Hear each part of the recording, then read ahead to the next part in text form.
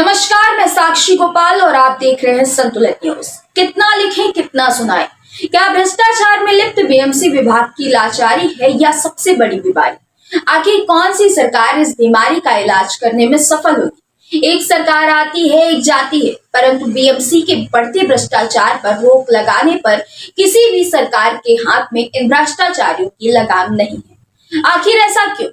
हाल ही में BMC D विभाग का एक गैर कानूनी निर्माण सुर्खियों में आया है, जिसको लेकर संतुलित न्यूज की बड़ी रिपोर्ट विद एक्सक्लूसिव रिपोर्ट। ये बीएमसी डी विभाग का बड़ा गैर कानूनी निर्माण Chunian compound 86/A Shukla ji street, गाल नंबर 3 और 4, नागपाड़ा, मुंबई नंबर 1 कैसे ग्राउंड फ्लोर स्ट्रक्चर को ग्राउंड +2 बना दिया गया। जिस वक्त ये गैर कानूनी अवैध निर्माण को धड़ल्ले से अंजाम दिया जा रहा था, उस समय हमारे संपादक इरफान फर्नीचर वाला ने इसकी जानकारी बीएमसी डी विभाग बिल्डिंग एंड फैक्ट्री के भ्रष्ट अभियंताओं को दी।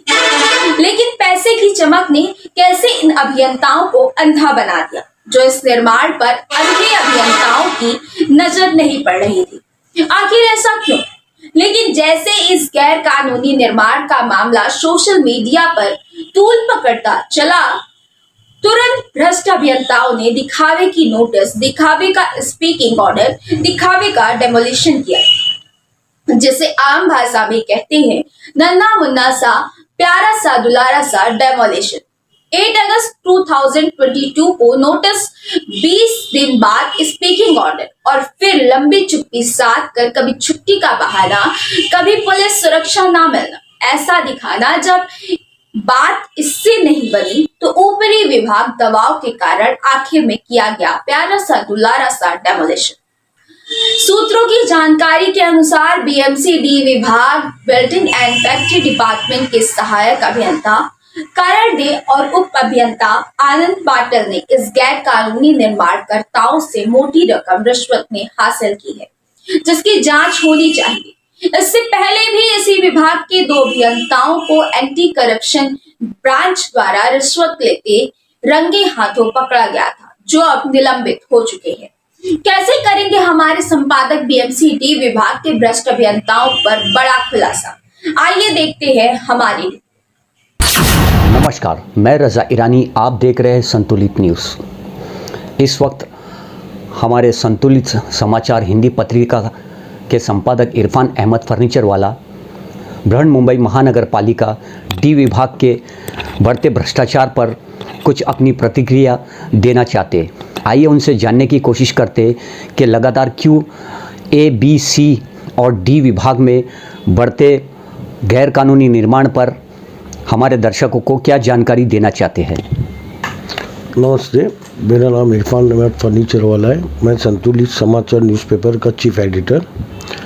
अभी कुछ रोज़ से हमने कुछ कंप्लेंट दिया है डी विभाग में, जो असिस्टेंट कमिश्नर को दिया है और डीओ को भी दिया है, एग्जीक्यूटिव इंजीनियर को भी दिया है, और रेगुलर हम हमारे हर वीकली पेपर में इस जगह के बारे में खुलासा कर रहे हैं, जिसका नाम चुनिया कंपाउंड है, जहां भ्रष्टाचार हो रहा है और एक इनलीगल फ्लोर के ऊपर फ्लोर चढ़ाया। उसके बावजूद हमने इतनी शिकायत करने के बाद, इन लोगों ने बहुत शिकायत करने के बाद नोटिस दिया। नोटिस देने के बाद स्पीकिंग ऑर्डर दिया। स्पीकिंग ऑर्डर देने के बाद वहाँ के सब इंजीनियर आनंद पाटिल और सब असिस्टेंट इंजीनियर करांडे, इन लोगों ने पार्टी के साथ मैनेज होकर एक आश्वासन दिया पार्टी को कि हम जब तक का है आप टेंशन मत लो, आपकी जगह सेफ है। हमने उसके बावजूद ट्विटर पे कंप्लेंट दिया और न्यूज़पेपर में दिया, ऑनलाइन कंप्लेंट दिया और ग्रुपों में डाला।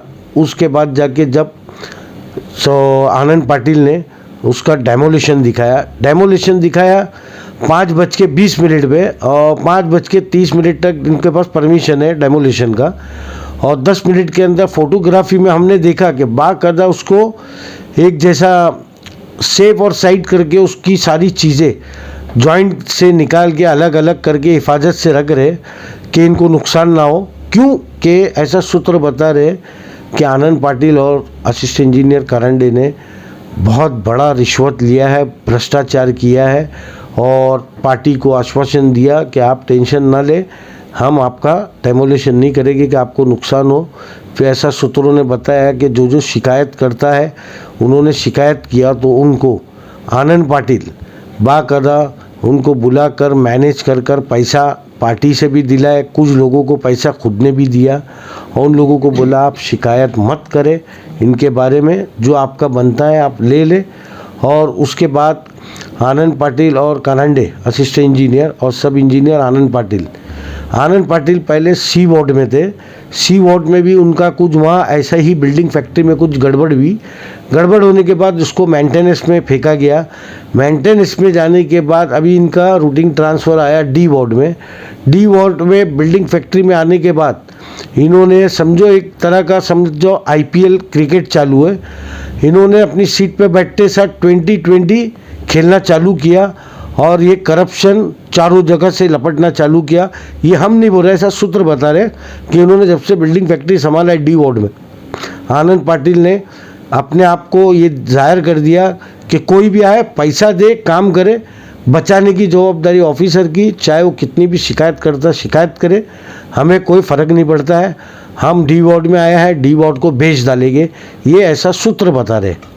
अच्छा सर, ये बताइए कि इससे पहले भी जो है बृहन्मुंबई महानगर पालिका डी विभाग के अभियंताओं को एंटी करप्शन ब्रांच द्वारा गिरफ्तार किया गया था, उसके बारे में आप क्या कहना चाहते हैं? इससे पहले एक अमूल थवी करके थे, असिस्टेंट इंजीनियर थे, उन्होंने सब इंजीनियर उन्होंने डी वार्ड में आया था। हमने उसके बारे में भी कंप्लेंट डाला था 512 कृष्णा भवन ओपेरा हाउस पे, हमने कंटिन्यू कंप्लेंट दिया था। इन्होंने कोई एक्शन नहीं लिया, हमको बोला हमने नोटिस दिया है, उसका डेमोलिशन वापस रखे है, मगर ये डेमोलिशन कर रहे नहीं थे, बहाने बनाए कि नहीं वो बंद है।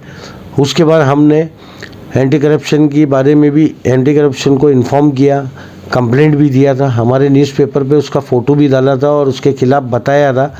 और जैसा हमने का न्यूज़पेपर में डाला उसके 3 दिन के बाद ये एंटी करप्शन हुए डी विभाग में, फिर हमने कंटिन्यू उसका कंप्लेंट डाला, मगर आज भी 512 कृष्णा भवन जो इन लोगों ने दिखाया डेमोलिशन, मगर वो डेमोलिशन नहीं था, फैक्ट डेमोलिशन था, क्योंकि वहाँ बहुत बड़ा रिश्वत हुआ था, इन्होंने बहुत बड़ा करप्शन लिया था।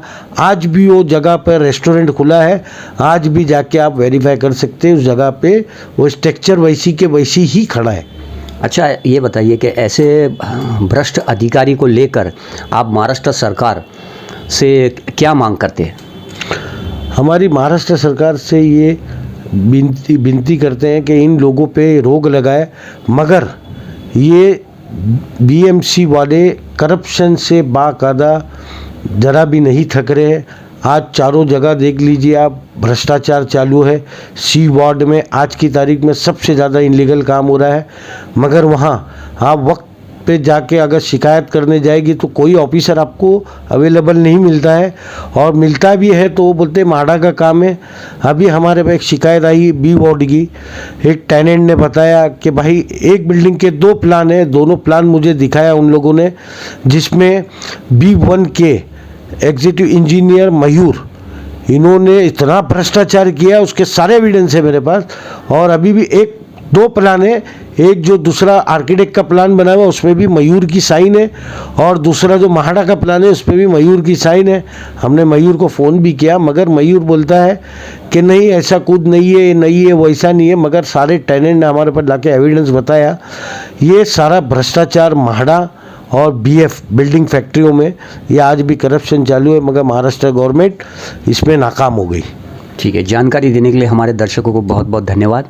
तो आपने देखा कि किस तरह से बृहन्मुंबई महानगर पालिका के अधिक से अधिक विभाग के अंदर भ्रष्टाचार में अधिकारी अभियंता लिप्त है, और लोगों की शिकायत पर अगर लोग शिकायत करने जाते हैं तो लोगों का कंप्लेनेंट का जो नंबर होता है वो जो है ऑफिसर जो है सामने वाले को कॉन्ट्रैक्टर को प्रोवाइड करते हैं, और कॉन्ट्रैक्टर जो है झोला चौक कॉन्ट्रैक्टर जो है वो जो है कंप्लेनेंट को मैनेज करने की योजना बनाते हैं। तो तो कब जो है बृहन्मुंबई महानगर पालिका में भ्रष्टाचार ख़त्म होगा। लगातार जो है आसपास के सोशल वर्कर कार्यकर्ता जो है इस अवैध निर्माण गैरकानूनी निर्माण की शिकायत लगातार बीएमसी विभाग को दे रहे, लेकिन बीएमसी विभाग आंख मूंद कर सोई हुई है।